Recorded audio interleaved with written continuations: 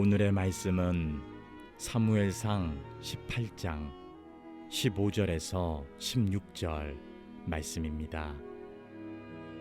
사울은 다윗이 크게 지혜롭게 행함을 보고 그를 두려워하였으나 온 이스라엘과 유다는 다윗을 사랑하였으니 그가 자기들 앞에 출입하기 때문이었더라. 아멘. 제가 요즘 현대인들의 관심사가 무엇일까? 설교의 주제를 정하거나 아니면 어떠한 이야기를 우리 나누면 같이 공감을 할 수 있을까? 그렇게 생각을 하면서 제가 자주 들르는 곳이 서점입니다. 대형 서점의 베스트셀러 섹션이죠. 거기에 가서 책들을 다 보지 않더라도 거기에는 제목들만 본다 하더라도 현대인들의 관심이 어디 있나, 현대인들은 어느 부분에 초점을 맞추고 있나라는 것들을 보게 됩니다. 그 중에 한 가지 제가 키워드를 보니까 마음 그리고 자존감, 이런 말들이 제 눈에 많이 띄더라고요. 요즘 현대인들이 자존감에 굉장히 관심이 많이 있구나. 그리고 마음이 건강한 것, 마음이 다치지 않는 것에 굉장히 관심이 많다는 것을 그 키워드를 통해서 제가 볼 수가 있었습니다. 역설이죠. 어떻게 보면은 반대로 말하면 사람들이 마음이 많이 다치고 있구나, 사람들이 자존감이 굉장히 낮아져 있구나라는 것을 우리가 확인할 수가 있습니다. 보통 자존심 그리고 자존감을 혼동하시는 경우가 있더라고요. 여러분, 자존심이 높다고, 자존심이 세다고 해서 자존감이 높은 것이 아닙니다. 오히려 반대로 자존심이 세다는 건 자존감이 낮다는 그런 의미예요. 특히 우리나라 환경에서 보면은요, 이 자존감이 굉장히 낮을 수밖에 없도록 그런 이 마음이 형성되는 그런 배경을 볼 수가 있어요. 우리나라의 교육 환경, 그리고 우리도 모르게 우리가 만들어 놓은 그 가정의 환경들을 보면 우리 자존감에 굉장히 많은 영향을 끼치더라고요. 무심코 나도 모르는 사이에 우리 자녀들에게, 그리고 서로에게 잘한 것을 막 부각시키기보다는 왠지 못하는 것을 더 지적하는 그러한 경향, 잘 못하는 거에 대해서만 이야기를 하는 우리의 그런 태도와 그런 배경들이, 그런 경향들이 이 현대인들의 이 마음 가운데에 다치는 것, 그리고 자존감이 낮아지는 그런 데 영향을 끼치는 그런 모습들을 볼 수가 있습니다. 구약 성경에 보면은 자존감이 낮은 대표적인 인물 한 사람이 있습니다. 사울이라는 인물이죠. 자존감이 얼마나 낮은지 그 낮은 모습으로 인해서 굉장히 위험천만하고 정말 굉장히 보기에 위태하다라고 할 만한 그런 행동들을 많이 보인 사람이 바로 이 사울입니다. 오늘 이 사울과 다윗에 대한 이야기를 조금 나눌 텐데요, 자존감 낮은 모습이 얼마나 위험한지, 그리고 성경을 통해서 자존감이 높은 사람은 어떠한 사람인지 한번 살펴보는 시간이 됐으면 좋겠습니다. 다윗은 하나님께서 명하시는 대로 행했던 사람이죠. 하나님께 길을 묻고, 그러다 보니까 어디를 가든지 이겼더라, 어디를 가든지 하나님이 승리하게 하셨더라, 이런 표현이 많이 등장할 만큼 다윗은 그렇게 하나님이 이끌어 주시는 그런 인물이었습니다. 하나님이 인도하시는 대로 가는 곳마다 일을 잘 해내고, 또 전쟁에서도 항상 승리하는 데 일조했던 그런 인물이 바로 다윗이죠. 오늘 말씀의 배경 안에서도 어느 날 블레셋과의 전투에서 이제 다윗이 승리하고 돌아오는 길입니다. 그 전투라 함은 여러분 다름 아닌 우리가 잘 알고 있는 그 골리앗과 맞서서 싸웠던 그 전투입니다. 당시에 전투에서 승리하고 돌아오는 왕과 그 무리들을 환영하는 일종의 퍼레이드 같은 것이 있었습니다. 미국에 가면은 굉장히 많은 스포츠 팀이 있잖아요. 그래서 지역에 연고를 두고 있는 팀들이 많이 있습니다. 그 팀이 한번 우승을 하면은 이제 그 지역에서 그 팀원들과 선수들과 감독과 그 사람들이 어느 날 하루 날을 잡아서 퍼레이드를 해요. 그러면은 이 이제 관중들이, 그 팬들이 나와서 그 선수들을 향해서 환호하고 박수치고 잘했다, 자랑스럽다, 영광이다, 이러한 행사를 하는 것들을 볼 수가 있습니다. 그거라고 보시면 돼요. 비슷한 거죠.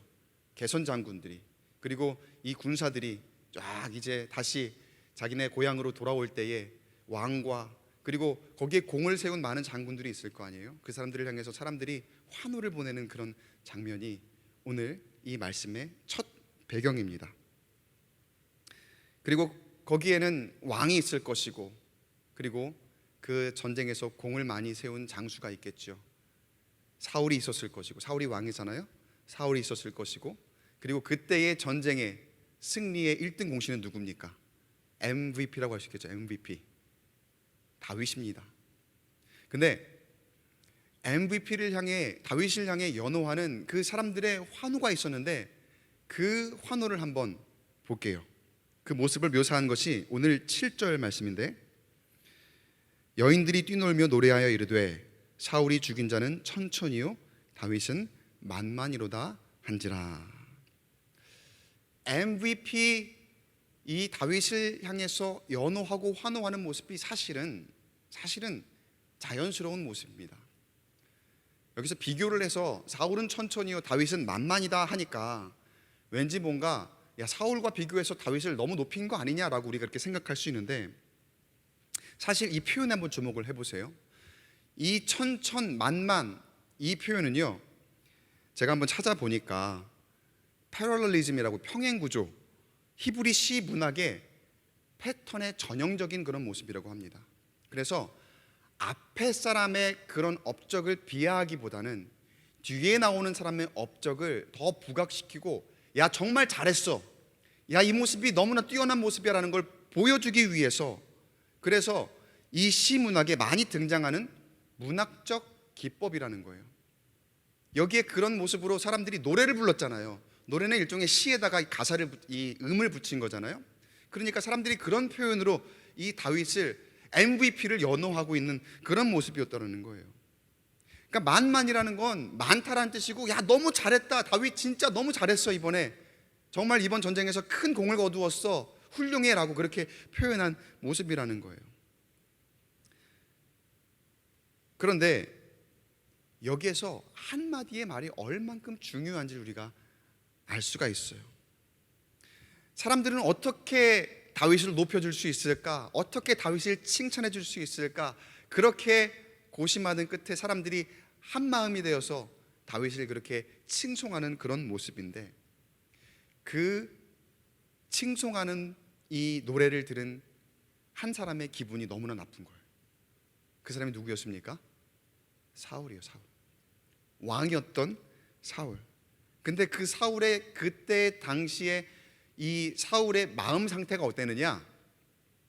안 그래도 자존감이 낮은 사람인데 이 전쟁에서 돌아오면서 승리는 하긴 했지만 그 사람의 자존감이 완전 바닥으로 떨어져 있는 그런 상태입니다. 자존감이 너무나 바닥까지 떨어져 있는 그런 상태에 지금 그가 듣는 말이 사울은 천천히요 다윗은 만만이더라. 그렇게 내가 왕인데 지금 이렇게 전쟁에서 이기고 돌아오는 그 중에 나보다 다윗을 칭송하는 그런 모습. 지금 사울이 거기에 어떤 특별한 마음을 가지기 시작합니다. 여러분, 자존감이 낮았을 때의 한마디가 참 무섭더라고요. 여러분의 자존감은 어떻습니까? 여러분의 자존감은 안녕하십니까? 그런데 여러분, 원래 예수를 믿는다 하면은요, 예수 믿는 사람은 자존감이 높아야 됩니다. 아니, 자존감이 높을 수밖에 없습니다. 예수를 잘 믿는다고 하면. 여러분, 왜 그럴까요? 왜 예수 믿으면 자존감이 높을 수밖에 없을까요? 자존감이 높은 사람의 특징이 뭐냐면 누가 뭐라고 하는 거에 대해서 견딜 수가 없는 거예요. 그리고 그 한마디가 굉장히 영향이 커요. 내가 정말 저런가? 내가 정말 저런 사람인가? 그래서 그 말하는 사람에게 잘 보이기 위해서 내가 되지 않는 것, 그리고 할 수 없는 것까지도 하려다가 잘 되지 않을 때 스트레스를 받고 우울해지고 그렇게 무너지는 것이 자존감이 낮은 그런 모습이거든요. 그러니까 누가 뭐라 하는 거에 자꾸 신경을 쓰는 거죠. 근데 예수 믿는 사람은 왜 자존감이 높을까? 왜냐하면요, 누가 뭐라고 해도 우리는 예수 한 분이면 족하기 때문인 줄로 믿습니다. 누가 뭐라고 하더라도 우리는 예수 이름 한 분이면 충분하니까, 예수 이름 하나면 다 되니까, 누가 뭐라고 해도 우리는 예수 하나로 만족하기에 우리의 자존감 높은 줄로 믿습니다. 여러분 예수 잘 믿으시죠? 아멘입니까? 잘 믿으시죠? 그럼 모두 우리는 자존감 높은 크리스천인 줄로 믿습니다. 세상이 뭐라 하더라도요, 우리에게 누군가가 뭐라 하더라도 우리는 예수 한 분, 우리가 그 한 분으로 만족하기에, 그 한 분이면 되기에 우리의 자존감을 잘 챙기는 저와 여러분 되시길 주의 이름으로 간절히 축원합니다. 근데 우리 중에 교회 안에서나 세상에서나 리더의 역할을 감당하는 사람이 있어요. 리더의 역할을 감당하는 사람이라면 더욱 이 자존감을 잘 챙겨야 합니다. 제가 그 이유가 왜 그런지 한번 말씀을 드릴게요. 지금 사울이 자존감이 바닥에 떨어져 있어서 심리적으로 건강하지 못한 상태에 있습니다. 자존감이 떨어져 있어서 심리적으로 건강하지 못한 상태란 어떤 상태냐? 그러니까 무슨 말 한마디만 내 마음에 안 들어도, 무슨 말 한마디만 조금 엇나가도 심하게 상처를 받아요. 굉장한 상처를 받습니다. 토라지고 뿔이 나고. 근데 이 사울의 지금 지위는 어떻습니까? 리더입니다.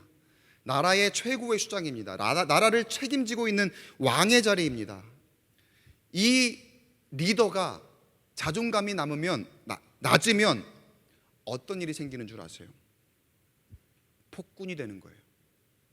자존감에 상처를 입고 이 사람이 그 상태에서 어떠한 말을 한마디를 듣고 엇나가게 되면 그때부터 폭군이 되는 거예요. 역사적으로 기록을 보면은 이 폭군들을 보면은 다 자존감이 낮은 걸 볼 수가 있어요.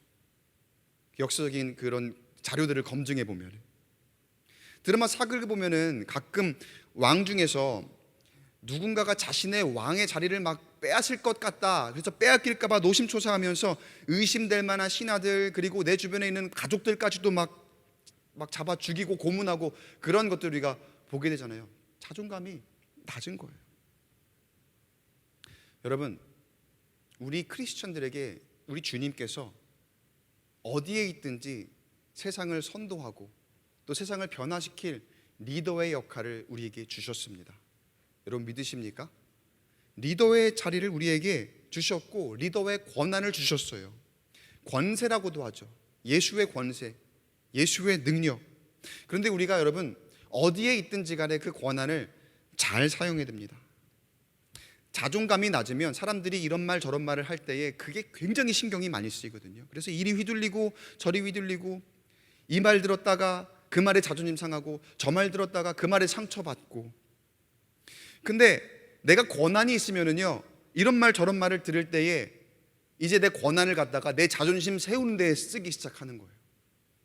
내가 가진 권한으로 나를 지키기 위해서 막 내 자존심을 세우는 거죠. 누가 뭐라고 하는 거에 대해서 막 과민하게 반응을 하고, 그러다가 이렇게 저렇게 실수할 때가 많이 있어요. 그러나 내가 자존감이 높다면은요, 자존감 높은 사람은 어떤 이야기에도 끄떡이 없습니다. 누가 뭐라고 해도. 사울이 만약에 자존감이 높은 사람이었다 한다면, 그런 왕이었다면 물론 처음에는 조금 기분이 상할 수도 있겠죠. 야, 그래도 내가 왕인데 어떻게 저렇게까지 할 수 있을까? 근데 그렇다가도 그래 이번에 잘했으니까 그렇게 생각하며, 내가 왕이니까 그 왕의 자리에는 변함이 없잖아요. 그렇게 그냥 지나갈 수도 있는, 오히려 박수를 쳐줄 수도 있는 그런 상황입니다. MVP니까, 이번에 공을 세웠으니까 다윗 잘했잖아요. 자존감이 높았다면 아마 그럴 거예요. 자존감이 높은 사람은 그런 사람입니다. 그런데 사울은 그렇지 못해요. 그 순간부터 다윗을 견제합니다. 다윗이 밉습니다. 다윗에게 나라를 빼앗길 것이라고 판단하고 그때부터 안절부절 못하는 그런 상황에 처하는 거예요. 그러다 보니까 괜히 혼자 스트레스를 받아요. 머리가 아파 죽겠습니다. 이전에 표현에 여호와께서 하나님이 부리시는 악령이라고 있었는데 이 사울을 굉장히 번뇌하게 하고 머리 아프게 했던 그런 모습이거든요. 다시 이 사울이 심각한 일종의 우울증에 빠지는 거예요. 그 낮은 자존감 때문에, 다윗이 너무나 미운 그런 모습 때문에 다윗을 견제하면서 그 머리 아픈 그런 상황 가운데로 빠져 들어갑니다. 그 말씀이 사무엘상 18장 8절 9절에 나오는데 제가 요약해서 표현을 해봤어요. 사울이 그 말에 불쾌하여 심히 노하여 그날 후로 사울이 다윗을 주목하였더라. 그날 이후로 사울이 다윗을 보는 눈빛이 달라지기 시작한 거예요. 야, 제가 이제 왕이 되려고 하는구나. 제가 내 자리를 노리고 있구나. 여러분, 우리가 살다 보면, 그리고 주의 일을 하다가 보면 그래도 사람이 하는 일이니까 서로 감정이 대립할 때도 있습니다. 그리고 서운한 말을 들을 때도 덜어 있어요. 그런 적 한 번씩은 다 있을 거예요. 한 번 이상씩은 아마 다 있으실 거예요. 근데 여러분은 그때 그 원인을 어디에서 찾으십니까? 대부분 우리는 이렇게 생각하죠. 이 사람 탓이야. 저 사람 탓이야. 야, 저 사람 때문에 내가 이렇게 된 거야. 어떻게 나한테 이럴 수가 있어? 너 때문에 이게 다 뭐야? 완전히 다 망쳐버렸잖아. 사회에서뿐만 아니라 세상에서뿐만 아니라 교회 안에서도 우리가 이러한 모습일 때가 많아요.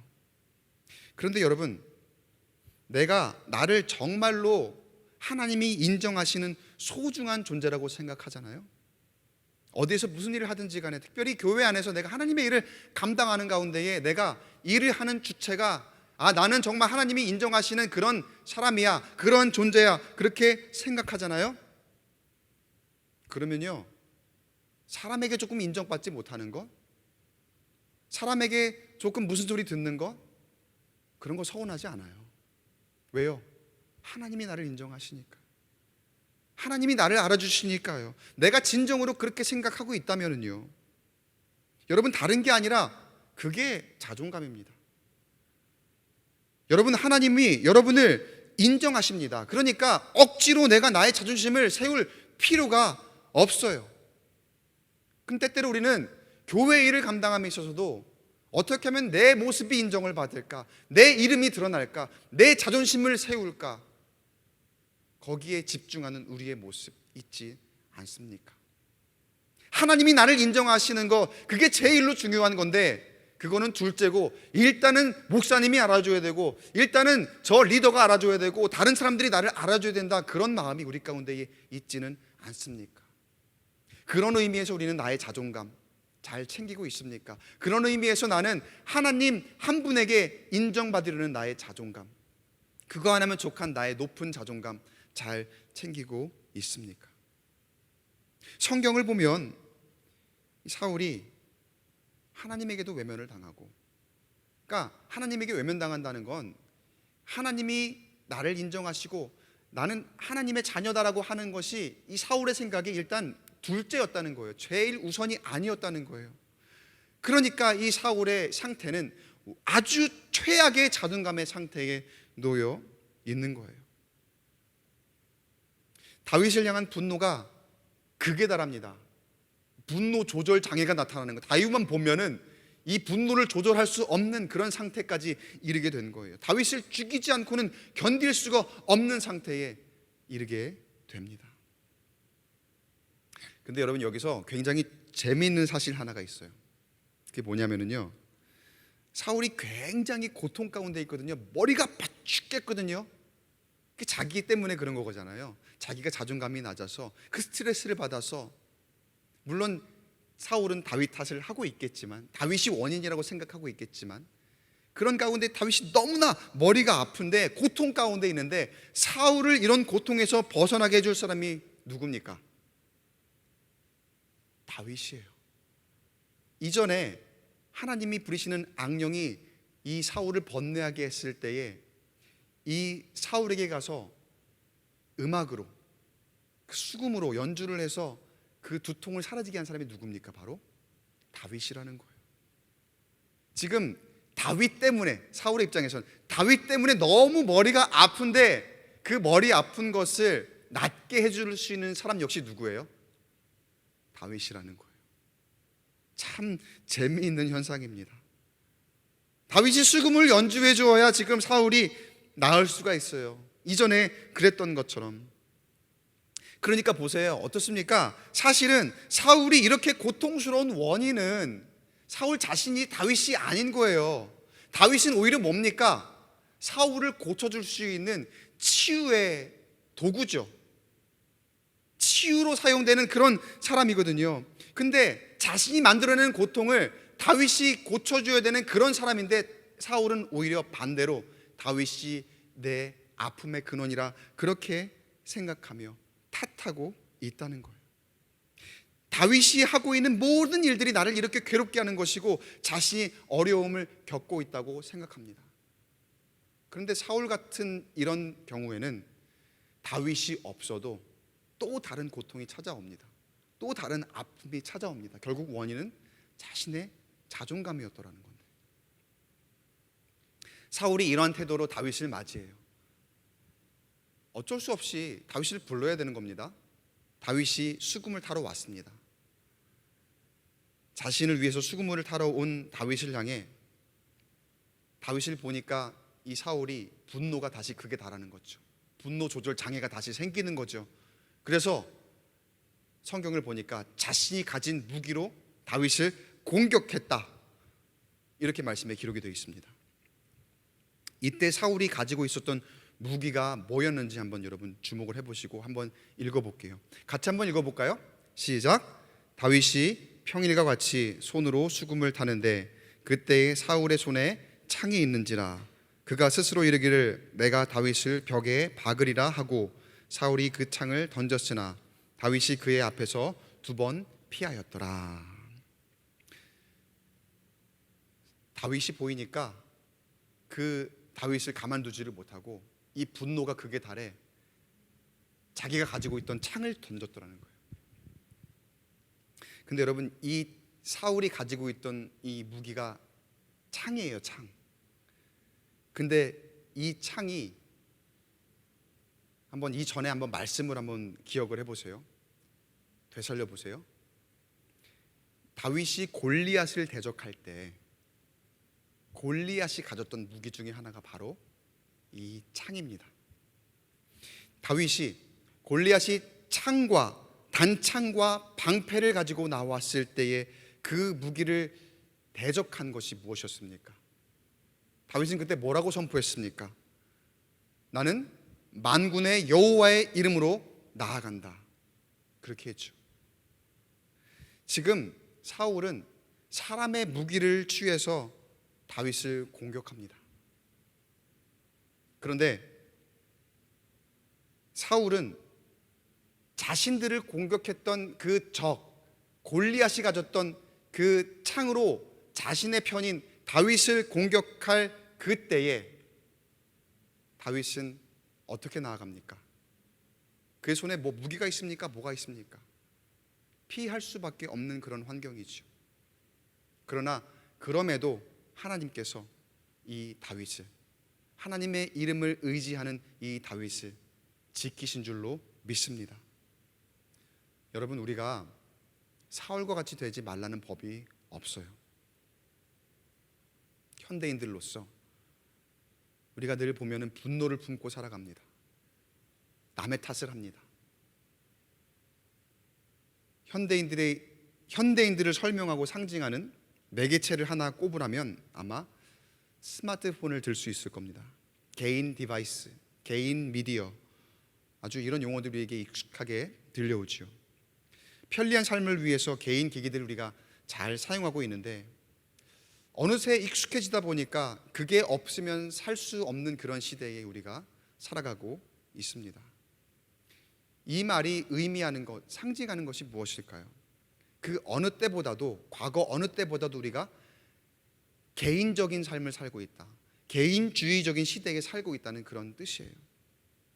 개인주의적인 것이 무조건 나쁜 것은 아닙니다. 독창적이고 개성이 있고 물론 매력 포인트가 될 수 있을 겁니다. 그런데 부정적인 면은 사람들이 극히 이기적으로 변해가고 있다는 거예요.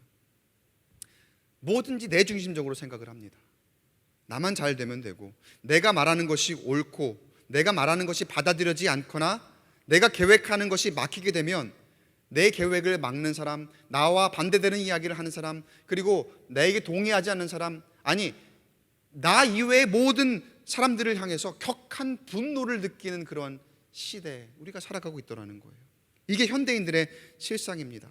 그런가 하면 다른 이들의 슬픔, 아픔 이런 것들은 점점 더 외면하며 나만 아니면 되지 뭐, 내 일 아니니까, 그런 식으로 살아가는 우리의 모습을 발견할 때가 있어요. 사울의 모습이 요즘 시대를 살아가는 자기 중심적인 사람의 모습과 참 많이 닮아 있습니다. 그리고 그런 사람의 특징은 보니까 자존감이 낮아요. 현대인들의 모습에 자존감이 굉장히 낮은 그런 모습들을 보게 돼요. 자기 중심적인 생각들로만 가득 차 있고 무엇으로든지 그리고 누구든지 나만 보호해야 된다고 그렇게 생각을 합니다. 내 생각대로 되지 않을 때 쉽게 분노하고 그 분노를 아무렇지 않게 표출합니다. 사울이 그렇다는 거예요. 이스라엘 왕이라면 리더라면 백성을 위한 생각으로 가득 차야지 진정한 왕이라 할 수 있을 텐데, 백성들이 자신을 위해서 존재하는 것처럼 말하고 행동합니다. 사울이 다윗을 향해 던진 그 창이 사울의 현재 모습의 상징인 거예요. 내 뜻과 맞지 않는 거, 나의 왕권을 위협하는 사람, 내가 칭송을 받아야 되는데 그 공을 가로챈 사람, 그를 향해서 던지는 이 분노의 창, 그게 바로 우리의 모습과 다르지 않을 때가 많이 있다는 거예요. 그에 반해서 다윗이 가지고 있는 것은 무엇입니까? 수금이에요, 수금. 여러분, 수금은 무기가 아닙니다. 오히려 지금 다윗이 수금을 가지고 사울을 찾아왔을 때에는 그 가지고 온 도구가 무엇입니까? 사울을 치료할 도구예요. 이건 무기가 아닙니다. 무기가 아닌 것에 지금 사울은 무기로 대항하고 있는 거잖아요. 사울은 그 무기를 통해서 자신을 자기 중심적인 사람이라 그렇게 드러내는 반면에, 다윗은 자신이 가지고 있는 이 수금이라는 악기를 통해서 나는 왕을 위해서 존재하는 사람입니다, 나는 나보다도 다른 사람을 더 위하는 사람입니다, 이렇게 자신의 모습을 드러내는 그런 모습인 거죠. 사울은 가진 것으로 공격하지만 다윗은 가진 것으로 어떻게 합니까? 치유합니다. 얼마나 자존감이 높은 사람과 낮은 사람의 반대되는 그런 모습입니까? 얼마나 하나님이 나를 인정하시고 하나님이 나와 함께 하신다 그렇게 생각하는 사람과 그렇게 하지 않는 사람의 대조되는 모습입니까? 훗날 다윗이 정말 좋은 왕이 될 수 있었던 것도 이러한 다윗의 모습 때문입니다.